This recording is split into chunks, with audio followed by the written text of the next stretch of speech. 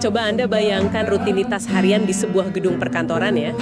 Sangat kaku biasanya. Bener banget. Ada ekspektasi visual dan sensorik yang kayaknya tuh udah dipatok mati gitu loh. Iya, semuanya serba teratur. Kan Anda melangkah di lantai lobi yang mengkilap, terus merasakan suhu AC yang konsisten banget di 20 derajat Celcius. Melewati deretan meja ergonomis yang tertata rapi. Tepat, semuanya tuh dikalibrasi untuk satu hal, efisiensi. Keheningannya juga artifisial, paling cuma dipecah sama suara ketikan keyboard atau orang bisik-bisik. Rasanya kayak masuk ke dalam sebuah sirkuit elektronik yang raksasa ya. Nah, itu dia, kayak sirkuit. Dan, sirkuit itu memang dirancang supaya manusia di dalamnya berfungsi dengan cara yang sangat terprediksi. Lingkungan korporat modern tuh nggak menyisakan ruang buat hal-hal yang nggak bisa diukur. Bener.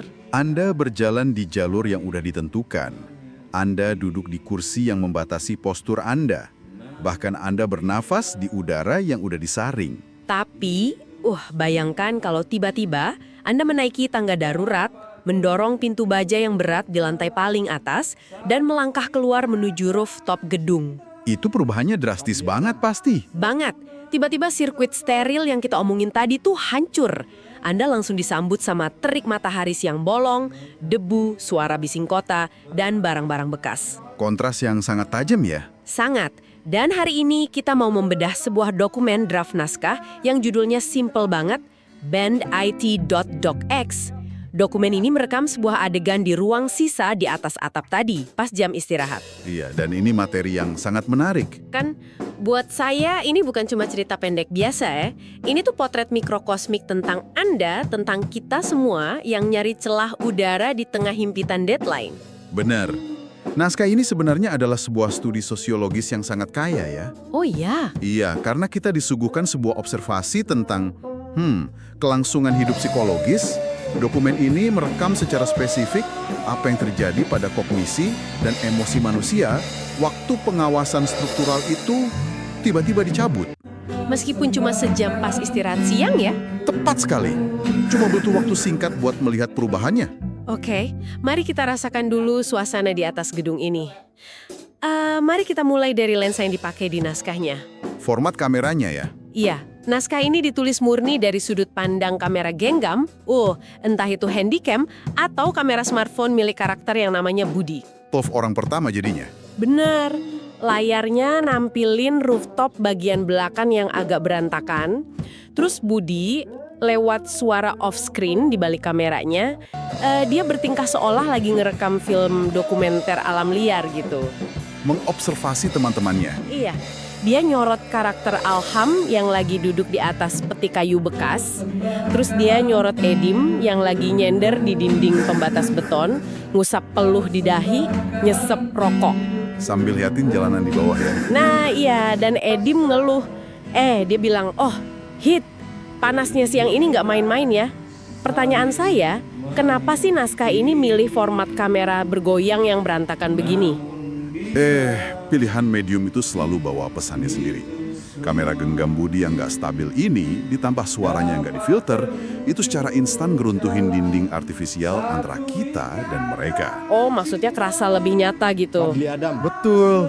Coba bayangin kalau ini direkam pakai kamera sinematik yang elegan dan statis. Pasti rasanya kayak nonton fiksi ya? Iya, tapi dengan lensa Budi, kita dikasih akses VIP ke ranah yang otentik. Budi itu kayak penengah yang ngundang kita masuk ke wilayah di mana postur profesional tuh udah dilepas total. Wah, menarik banget. Dan yang lebih krusial dari lensanya, itu adalah ruang fisiknya sendiri. Atap ini tuh sebuah anomali spasial. Nah, tunggu dulu. Saya agak penasaran soal bagian anomali ini. Silakan. Gini, kan banyak kantor startup atau agensi zaman sekarang yang sengaja ngedesain ruang istirahat mereka biar kelihatan organik ya. Iya, yang ada beanbag-nya. Iya, ada beanbag, meja pingpong, mesin espresso yang mahal, bahkan ada grafiti di dinding. Tapi, kenapa ruang mewah yang dibikin kasual itu seringkali masih kerasa kaku, sementara atap beton panas yang cuma modal peti kayu bekas, ini justru bikin mereka bisa lepas. Karena ada perbedaan yang sangat mendasar antara ruang santai yang diberikan oleh perusahaan dan ruang santai yang direbut oleh karyawan. Oh, wow. Ruang yang direbut. Iya, ruang lounge yang mewah di bawah tadi, Itu masih bagian dari arsitektur kekuasaan perusahaan. Itu fasilitas dengan ekspektasi tersembunyi. Kayak ada syarat dan ketentuannya gitu ya. Tepat. Anda boleh santai di situ, tapi dengan cara yang udah disetujui, dan tujuannya supaya Anda balik kerja dengan lebih produktif. Masuk akal. Ruang itu masih diawasi secara nggak langsung.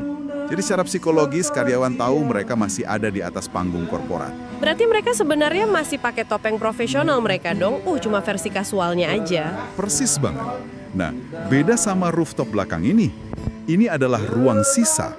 Titik buta dari manajemen. Gak ada yang peduli sama tempat ini? Nggak ada. Nggak ada arsitek yang merancang peti kayu bekas itu buat kenyamanan ergonomis, kan? Bener-bener. Ketidaksempurnaan ruang ini, kayak panasnya, kotornya, nggak ada AC, itu justru ngasih bukti ke mereka kalau manajemen tuh nggak ngawasin tempat itu. Ketiadaan desain itu yang bikin mereka berani ngelepas topeng ya? Ya, mereka merasa nggak perlu bersikap produktif di tempat yang memang nggak menuntut produktivitas. Wah, gila. Ruang yang nggak diawasi ternyata memunculkan reaksi yang sangat mentah. Dan ngomong-ngomong soal reaksi, dari naskah ini kelihatan banget waktu manusia dilempar ke titik buta yang panas ini, otak mereka ngerespons dengan cara yang beda-beda. Sangat beragam. Kan saya lihat ada 2 kutub energi yang bentrok banget nih di atap itu. Dan bentrokan ini yang memetakan gimana otak kita menangani kelebihan beban kognitif di kantor. Coba kita bahas kelompok pertama dulu ya. Di satu sisi, ada kelompok yang bener-bener ngebiarin otak mereka korslet. Yang lagi nyanyi-nyanyi ya. Iya, Alham metik gitar akustiknya nyantai banget.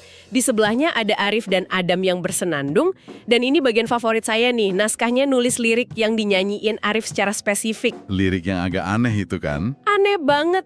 Dia nyanyi gini, udah yuk, udah dari terima kasih cintamu bagai malam tempat. Nggak ada maknanya sama sekali. Bener-bener omong kosong yang nggak punya struktur tata bahasa, tapi Adam malah ketawa ngakak dan muji petikan gitarnya Alham. Kok dipikir pakai logika, kok bisa sih orang dewasa yang berpendidikan ngerasa terhibur dari nyanyiin lirik yang nggak masuk akal kayak gitu? Ini sebenarnya bukan sekedar kekonyolan biasa ya. Ini fenomena yang bisa kita sebut decoupling kognitif. Decoupling kognitif gimana tuh? Gini, coba Anda bayangkan apa yang dilakukan Arif, Adam, dan Alham selama 8 jam di meja kerja mereka. Ngetik, bikin laporan? Iya, mereka harus nulis email dengan diksi yang tepat, baca data yang kaku, merangkai argumen logis waktu meeting. Pusat pemrosesan bahasa dan logika di otak mereka tuh dieksploitasi habis-habisan. Oh, jadi lirik omong kosong tadi itu kayak tombol reset buat otak mereka? Tepat sekali. Memproduksi lirik tanpa makna kayak, cintamu bagai malam tempat tadi. Itu adalah cara otak mereka memberontak terhadap struktur yang kaku. Mereka sengaja merusak aturan ya? Iya, mereka melepaskan aturan sintaksis sebagai bentuk katarsis. Dengan ngucapin kata-kata yang nggak punya beban makna, area bahasa di otak mereka tuh pada dasarnya lagi istirahat total. Wah, pantesan mereka ketawa lepas banget. Tawa yang meledak itu tuh respons neurologis dari lepasnya tekanan struktural tadi. Mereka lagi merayakan kebebasan dari kewajiban untuk masuk akal. Keren banget. Tapi, kemudian kameranya si Budi ini muter ke sudut lain. Dan kita nemuin karakter Avan. Ini kutub yang beda banget dari kelompok tadi. Sangat bertolak belakang. Avan gak ikut nyanyi. Dia duduk bersila sendirian, cari tempat teduh ngejauhin matahari dan teman-temannya. Matanya ngunci ke layar laptop, tangannya ngetik cepet banget. Dia lagi ngejar deadline. Iya, di naskah disebut dia ngejar deadline revisian dari kemarin. Budi yang pegang kamera langsung negur dia, makanya Van, jam istirahat tuh dipakai buat refreshing, bukan malah bawa laptop ke rooftop. Teguran Budi ini sangat mewakili pandangan normatif kebanyakan orang soal istirahat ya. Maksudnya Budi nganggap Avan gagal istirahat? Iya, dia berasumsi kalau kerja di jam istirahat, itu berarti Avan gagal mengelola stresnya. Nah, saya agak keberatan nih sama asumsi Budi. Tunggu dulu, bukannya Budi terlalu memonopoli arti kata refreshing ya? Gimana menurut Anda? Pas saya baca adegan ini, saya nggak ngelihat orang yang gagal istirahat. Saya malah ngelihat Avan ini ibaratnya nih, pelari maraton yang udah nyampe kilometer 30. Oke, analogi yang menarik. Dia kehabisan napas, kakinya berat, stres, tapi dia tahu dia nggak bisa asal berhenti duduk di pinggir jalan. Kalau dia berhenti, dia bakal kehilangan momentum dan nggak ada tenaga buat mulai lagi. Kan garis finishnya tuh deadline siang itu. Analogi maraton itu menangkap esensi psikologisnya dengan sangat sempurna. Bener kan? Benar. Kalau Avan memaksakan diri nutup laptop dan gabung nyanyi omong kosong bareng Arif, itu justru bakal memicu lonjakan kecemasan yang luar biasa buat dia. Dia malah bakal dihantui kerjaan yang belum kelar ya. Tepat? Dan ada satu detil krusial yang nggak sengaja kerekam sama kamera Budi. Ah, bagian kakinya itu ya. Iya, walaupun mata Avan fokus ke laptop dan dia mojok di tempat teduh, kaki dan jarinya tuh sesekali ngetuk-ngetuk lantai beton. Dia ngetuk ngikutin irama gitarnya Alham. Presis. Dia pakai suara dari luar barikadenya. Balik ke analogi maraton Anda tadi, dia pakai sorak-sorai penonton di pinggir jalan bukan buat berhenti, tapi sebagai suntikan adrenalin buat lari lebih cepat ke garis finish. Oh, wow. Dia nggak ngerasa terganggu sama berisiknya mereka ya? Enggak. Detail ketukan jari ini nunjukin gimana mekanisme flow state itu bekerja di bawah tekanan ekstrim. Secara neurologis nih, pas Avan stres karena deadline, otaknya itu dibanjiri hormon kortisol. Yang bikin susah fokus.